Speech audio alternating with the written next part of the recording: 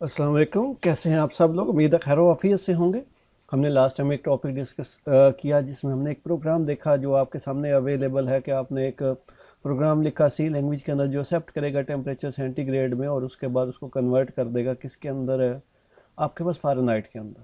और उसी के साथ हमने एक विजुअल रिप्रेजेंटेशन देखी जिसे हमने फ़्लो चार्ट का नाम दिया। ठीक है, ये सेम यही कोड आप लोगों के सामने उस प्रोग्राम में लिखा हुआ है जो ऑलरेडी आप लोग सुन चुके हैं। अब इसके बाद आप लोगों ने वहाँ पे फ्लो चार्ट जब देखा तो आपको कई सिंबल्स का आइडिया नहीं हुआ होगा, तो उन सिंबल्स को सामने रख दिया है। इसमें देखिए ओवल शेप जो है ना वो स्टार्ट और एंड को जाहिर कर रही है। एरोस जो है ना वो असल में आपके पास फ्लो को जो है ना वो जाहिर कर रहे होते हैं। फ्लो लाइंस भी कहते हैं, जो डायरेक्शन को शो करता है कि एक सिंबल से हमने दूसरे सिंबल पे आना है। उसके बाद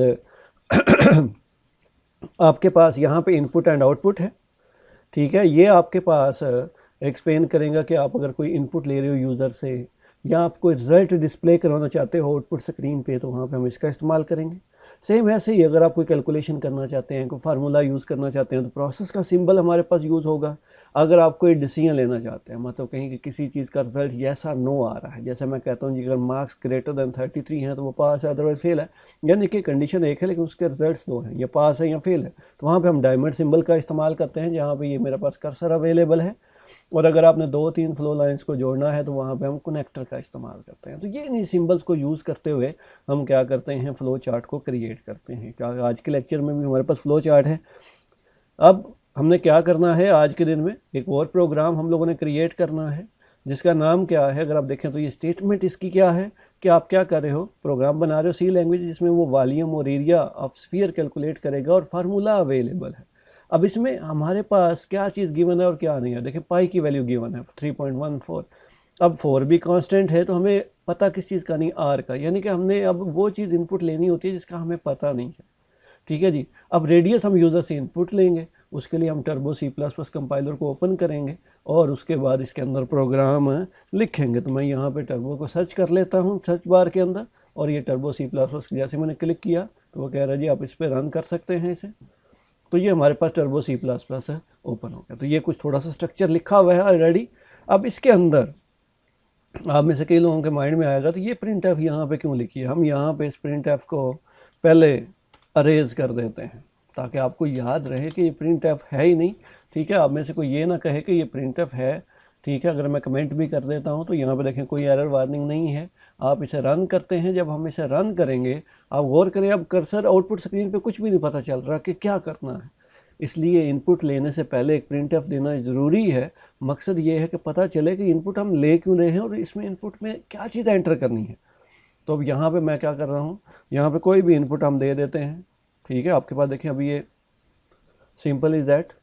ठीक है, अभी हमारा कोई रिजल्ट नहीं था, सिर्फ एक इनपुट स्टेटमेंट से स्कैन एफ। तो मैं यहाँ पे लिख देता हूँ प्रिंट एफ। अब देखो यहाँ पे हम इनपुट दे क्यों रहे हैं, मकसद क्या है हमारा, हमने इनपुट क्या लेना है, रेडियस। तो यहाँ पे मैं लिख देता हूँ इनपुट रेडियस।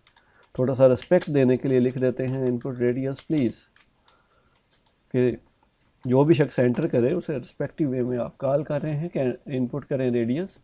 ठीक है जी। अब यहाँ पे इसे मैं कंपाइल कर देता हूँ, ये ज़रा गौर कर लीजिएगा। ठीक है, इसके बाद इसे हम रन करते हैं। जब हम इसे रन करते हैं, अब ये कर्सर इसका काम नहीं कर रहा तो मैं डेस्कटॉप रीपेंट कर लेता हूँ ताकि ये कर्सर जो है ना मेरा दोबारा से काम करना शुरू हो जाए। अब इसे रन करते हैं। अब देखें अब ये डिस्क्राइब हो रहा है कि यहाँ पे हम इनपुट दे क्यों रहे हैं। ठीक है, अब यहाँ पे आप इनपुट कोई भी दे सकते हैं। अब यहाँ तक अब इनपुट हमारी एक्सेप्ट हो रही है, रेडियस में कोई ना कोई वैल्यू स्टोर हो रही है। अब using that formula that are given in the question paper, आप इसको क्या कर लेंगे, फार्मूले की मदद से कैलकुलेशन करेंगे। अब एरिया कैलकुलेट करना है और उसका फार्मूला जो क्वेश्चन पेपर में स्टार्ट में आपको दिखाया है वो था 4πr²। तो 4 आपके पास एज इट इज़ आ गया। पाई के लिए आपने 3.14 उसकी वैल्यू यूज़ कर ली। ठीक है, और मल्टीप्लाई करने के लिए स्टेरिक और r² है। यहाँ के इनपुट हम आर नहीं ले रहे, RAD ले रहे हैं, तो 2 दफ़ा हम RAD ले लेते हैं क्योंकि हम r² नहीं लिख सकते, सी के अंदर ये पॉसिबल नहीं है। दूसरी चीज़ हम स्फीयर कैलकुलेट कर रहे हैं। अब इसमें फार्मूला जो था वो था 4/3 आपके पास πr³ 4/3 3.14 asterisk RAD asterisk RAD 3 दफ़ा लिखो, R³ है 3 दफ़ा लिख दिया। तो हमने क्या किया, दो वेरिएबल बना लिए थे, एक एरिया के नाम से, एक स्फीयर के नाम से, और उनमें कैलकुलेटेड रिजल्ट स्टोर कर दिया। अब इसे प्रिंट भी करना है तो यहाँ पे हम क्या लिखते हैं, प्रिंट एफ, इधर में मैसेज। अब पहली चीज़ जो हम डिस्प्ले करना चाहते हैं वो है एरिया। एरिया इज़ जो हमने कैलकुलेट किया है, अब इस जगह पे हम दिखाना चाहते हैं तो %f, क्योंकि कैलकुलेटेड रिजल्ट फ्लोट टाइप का है, शुरू में मैंने डेटा टाइप फ्लोट ही ली हुई है, तो वो वेरिएबल आ गया जिसके अंदर हमने ये कैलकुलेशन की है।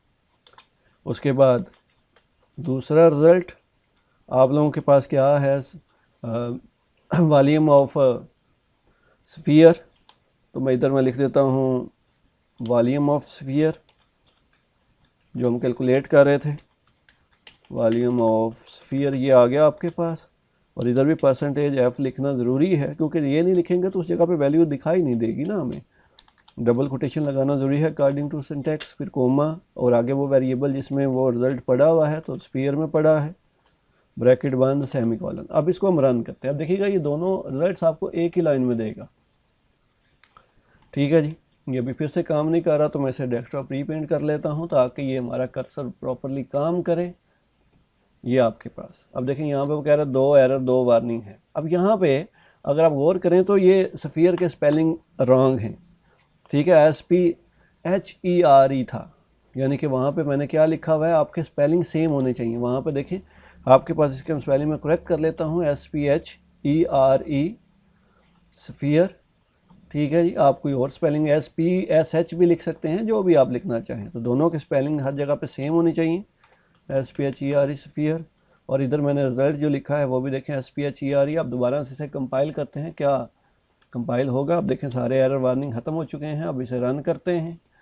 अब ये देखें इनपुट हम ले लेते हैं 6.7, तो उसने क्या कर दिया, एक ही लाइन में एरिया इज़ और volume of sphere is calculate कर दिया। लेकिन अब ये दोनों दो लाइंस में होना चाहिए था, तो यहाँ पे मैं एस्केप सीक्वेंस जो है /n वो आपके पास यूज़ कर लेता हूँ ताकि आपको क्लियरली आइडिया हो सके कि हमारे पास जो भी रिज़ल्ट आना चाहिए वो 2 लाइंस के ऊपर अगर आएगा तो वो ज़्यादा बेटर रहेगा। तो इसको जैसे ही मैंने इसको जो है ना कंपाइल करना ज़रूरी है, जब जैसे ही मैं चेंजेस करता हूँ, और आप भी जब चेंजेस करेंगे तो आप इसके अंदर ज़रूर इसे कंपाइल करेंगे। कंपाइल किए बगैर आपका ये काम नहीं करेगा। अब देखें यहाँ पे मैं फिर से एंटर कर लेता हूँ रेडियस, और उसके बाद देखें अब 2 लाइन के ऊपर। तो हमने अभी देखा जी हमने किस तरह से सिंबल्स का इस्तेमाल करना है और कौन सा सिंबल क्या काम करेगा। अब इसी चीज़ को हम फ्लो चार्ट के थ्रू थोड़ा सा देख लेते हैं।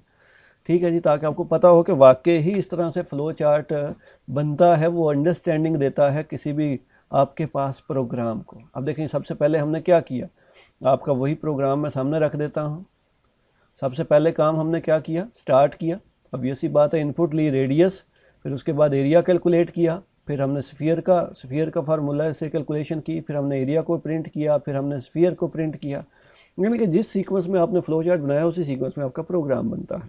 Thank you very much ji.